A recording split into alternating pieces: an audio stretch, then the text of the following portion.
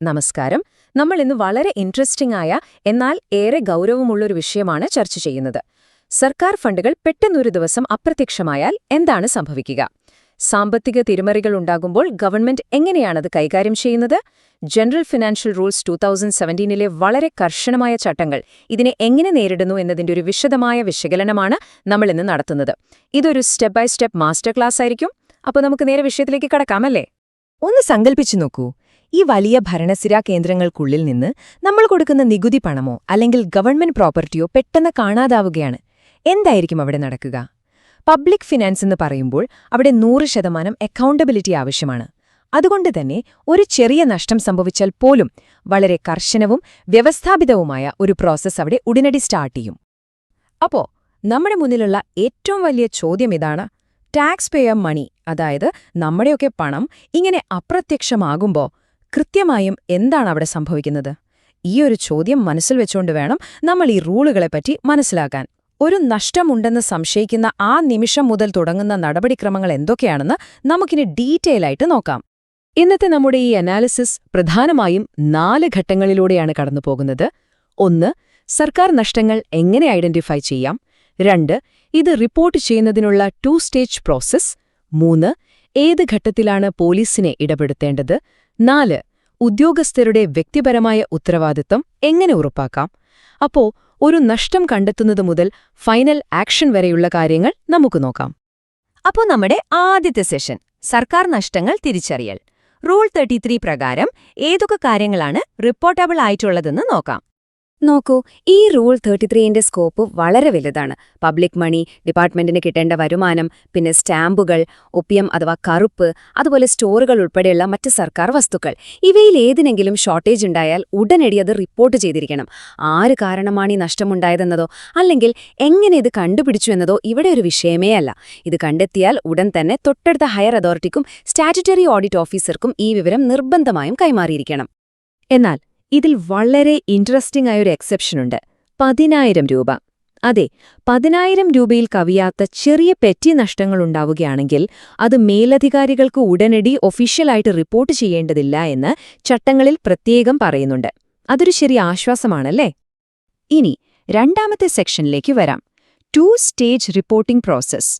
ഈ പെറ്റി നഷ്ടങ്ങളല്ലാത്തവ കണ്ടെത്തിയാൽ അവ എങ്ങനെയാണ് ഒഫീഷ്യലായി രേഖപ്പെടുത്തുന്നതെന്ന് നോക്കാം. ഇവിടെ നമ്മൾ ശ്രദ്ധിക്കേണ്ട ഏറ്റവും പ്രധാനപ്പെട്ട കാര്യം ഈ 2 ഘട്ടങ്ങളാണ്. സ്റ്റെപ്പ് 1 ഇനീഷ്യൽ റിപ്പോർട്ട്, അതായത് ഒരു നഷ്ടം സംഭവിച്ചിട്ടുണ്ടെന്ന് ഒരു ചെറിയ സംശയം തോന്നുന്ന ആ നിമിഷം തന്നെ നൽകേണ്ട റിപ്പോർട്ട്. Step 2 final report. ആദ്യഘട്ടം വെറുമൊരു മുന്നറിയിപ്പ് നൽകാൻ വേണ്ടിയാണെങ്കിൽ രണ്ടാമത്തെ ഘട്ടം വളരെ ഡീറ്റെയിൽഡ് ആയ ഒരു ഇൻവെസ്റ്റിഗേഷന് ശേഷമുള്ളതാണ്. ഈ അന്തിമ റിപ്പോർട്ടിൽ നഷ്ടത്തിന്റെ യഥാർത്ഥ സ്വഭാവം, നഷ്ടത്തിന് കാരണമായ വീഴ്ചകൾ, പോയ പണം തിരിച്ചുപിടിക്കാനുള്ള സാധ്യതകൾ എന്നിവയൊക്കെ വളരെ കൃത്യമായി പറഞ്ഞിരിക്കണം. ഇനി മൂന്നാമത്തെ സെക്ഷൻ: പോലീസിന് എപ്പോഴാണ് ഈ അന്വേഷണത്തിൽ കൊണ്ടുവരേണ്ടത്. വെറും അഡ്മിനിസ്ട്രേറ്റീവ് പിഴവുകളിൽ നിന്ന് മാറി നഷ്ടങ്ങൾ ക്രിമിനൽ കുറ്റങ്ങളോ അല്ലെങ്കിൽ വലിയ ഡിസാസ്റ്ററുകളോ ഒക്കെ ആകുമ്പോൾ എന്ത് സംഭവിക്കുമെന്നതാണ് റൂൾ 34, 35 എന്നിവയിലൂടെ നമ്മൾ പരിശോധിക്കുന്നത്. ഈ ഒരു എമൗണ്ട് പ്രത്യേകം നോട്ട് ചെയ്യുക: 50,000 രൂപ. ഇതൊരു ക്രൂഷ്യലായിട്ടുള്ള ലിമിറ്റാണ് കേട്ടോ. കാരണം 50,000 രൂപയ്ക്ക് മുകളിലുള്ള നഷ്ടങ്ങൾ വരുമ്പോൾ അന്വേഷണത്തിന്റെ സ്വഭാവം തന്നെ പൂർണ്ണമായിട്ടും മാറും. 50,000 രൂപയ്ക്ക് മുകളിലുള്ള ഏത് നഷ്ടവും പുറത്തുനിന്നുള്ള ഏജൻസികളുടെ ഇടപെടൽ നിർബന്ധമാക്കുന്നുണ്ട്. ഇതിപ്പോ തീപിടുത്തം, മോഷണം അല്ലെങ്കിൽ എന്തെങ്കിലും ഫ്രോഡാണെന്ന് സംശയിക്കുന്നുണ്ടെങ്കിൽ തീർച്ചയായും പോലീസിനെ ഇൻഫോം ചെയ്യുകയും ഔദ്യോഗികമായി ഒരു അന്വേഷണ റിപ്പോർട്ട് വാങ്ങുകയും വേണം. അതുപോലെ തന്നെ വെള്ളപ്പൊക്കമോ ഭൂകമ്പമോ പോലുള്ള നാച്ചുറൽ ഡിസാസ്റ്ററുകൾ കാരണം കെട്ടിടങ്ങൾ പോലുള്ള വസ്തുക്കൾക്ക് 50,000 രൂപയ്ക്ക് മുകളിൽ ഡാമേജ് ഉണ്ടായാൽ ഉടനടി അത് സർക്കാരിന്റെ ഹൈ ലെവലിൽ റിപ്പോർട്ട് ചെയ്തിരിക്കണം. ഇനി നമ്മുടെ അവസാനത്തെ എന്നാൽ ഏറ്റവും പ്രധാനപ്പെട്ട സെക്ഷനിലേക്ക് കടക്കാം: എൻഫോഴ്സിംഗ് പേഴ്സണൽ റെസ്പോൺസിബിലിറ്റി. അപ്പൻഡിക്സ് 1 നിന്നുള്ള നിർണായകമായ വിവരങ്ങളാണിവ. തെറ്റ് ചെയ്ത വ്യക്തിയുടെ മേൽ സിസ്റ്റം എങ്ങനെയാണ് ഫിനാൻഷ്യൽ ലയബിലിറ്റി അഥവാ ബാധ്യത കൊണ്ടുവരുന്നത് എന്ന് നമുക്ക് നോക്കാം. ഈ ഒരു ഗോൾഡൻ റൂള് വളരെ ശ്രദ്ധിച്ചു കേൾക്കുക.